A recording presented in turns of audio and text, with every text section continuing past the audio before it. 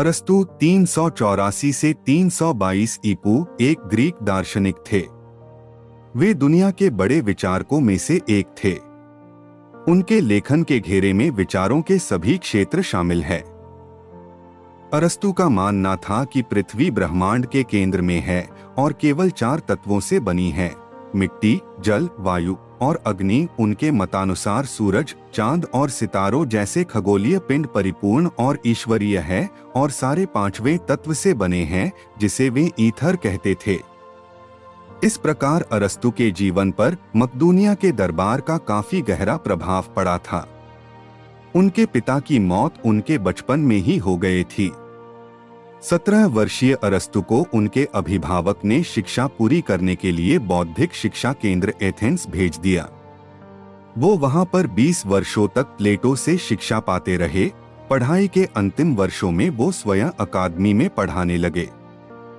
अरस्तु को उस समय का सबसे बुद्धिमान व्यक्ति माना जाता था, जिसके प्रशंसा स्वयं उसके गुरु भी करते थे। अरस्तु यूनानी दार्शनिक थे। अरस्तु की गिनती अपने समय के साथ साथ संसार में पैदा होने वाले समस्त महान लोगों और खासकर दार्शनिकों की बीच होती है। अरस्तु परंपराओं पर भरोसा नहीं करके किसी भी घटना की जांच के बाद ही किसी नतीजे पर पहुंचते थे। 347 ईस्वी पूर्व में प्लेटो के निधन के बाद अरस्तु ही अकादमी के नेतृत्व के अधिकारी थे, किंतु प्लेटो के शिक्षाओं से अलग होने के कारण उन्हें यह अवसर नहीं दिया गया। इत्रानियस के मित्र शासक हर्मियाज के निमंत्रण पर अरस्तु उनके दरबार में चले गए। वो वहां पर 3 वर्ष रहे और इस दौरान उन्होंने राजा की भतीजी हिप्पिलिस नामक महिला से विवाह कर लिया। अरस्तु की ये दूसरी पत्नी थी। उससे पहले उन्होंने पिथियस नामक महिला से विवाह किया था, जिसके मौत के बाद उन्होंने दूसरा विवाह किया था। आइए जानते हैं अरस्तु के अनमोल विचारों के बारे में। जीवन तभी सार्थक है जब हम किसी लक्ष्य के लिए प्रयास कर रहे हों। लालच की कोई सीमा नहीं होती। बुद्धि केवल ज्ञान में ही नहीं, बल्कि ज्ञान को व्यवहार में लागू करने के कौशल में भी शामिल है। सोचो जैसा बुद्धिमान लोग सोचते हैं, लेकिन बात वैसे करो जैसे साधारण लोग करते हैं। यदि आप कुछ भी समझना चाहते हैं, तो उसकी शुरुआत और उसके विकास को देखें। शिक्षा की जड़ें कड़वी होती हैं, लेकिन फल मीठा होता है। गुलामी के बारे में सबसे बुरी बात यह है कि अंततः गुलामों को यह पसंद आने लगता है।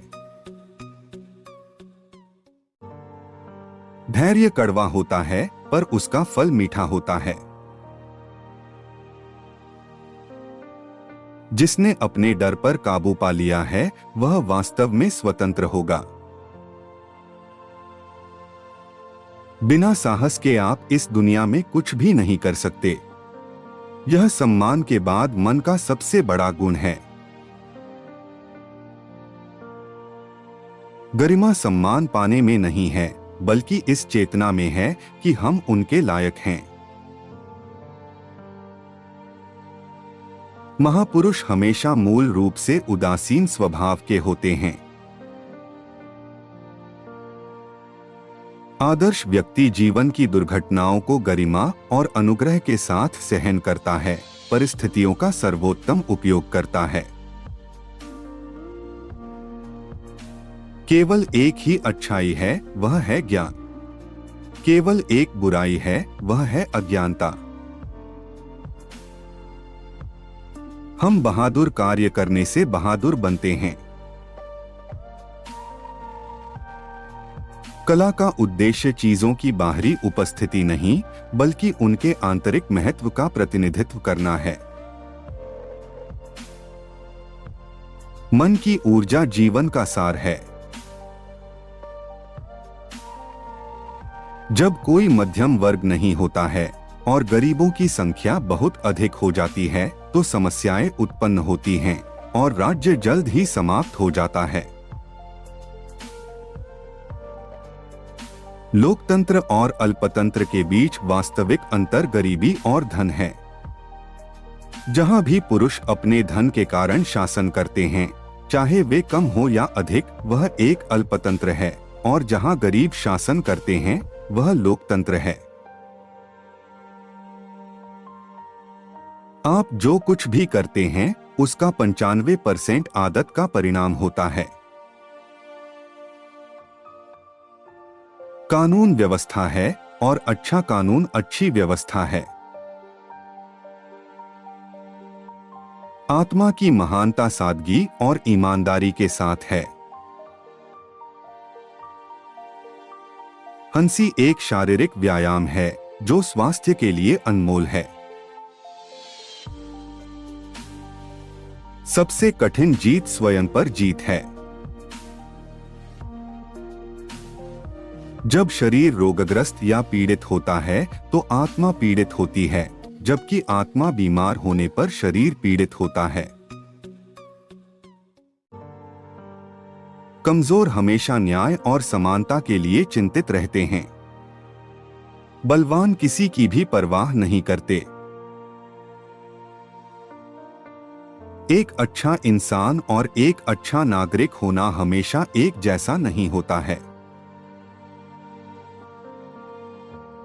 वाणी मन का प्रतिनिधित्व है और लेखन भाषण का प्रतिनिधित्व है। अड़ियल लोगों को मनमौजी, अज्ञानी और गंवार में विभाजित किया जा सकता है। सभी संचार को परिवर्तन की ओर ले जाना चाहिए। असमानता का सबसे खराब रूप असमान चीजों को समान बनाने की कोशिश करना है। स्वतंत्रता स्वनिर्मित नियमों का पालन है। साहस पहला गुण है जो अन्य सभी गुणों को संभव बनाता है। हमारी खुशियां हम पर ही निर्भर करती हैं। ऐसे और नए वीडियो देखने के लिए चैनल को सब्सक्राइब जरूर करें।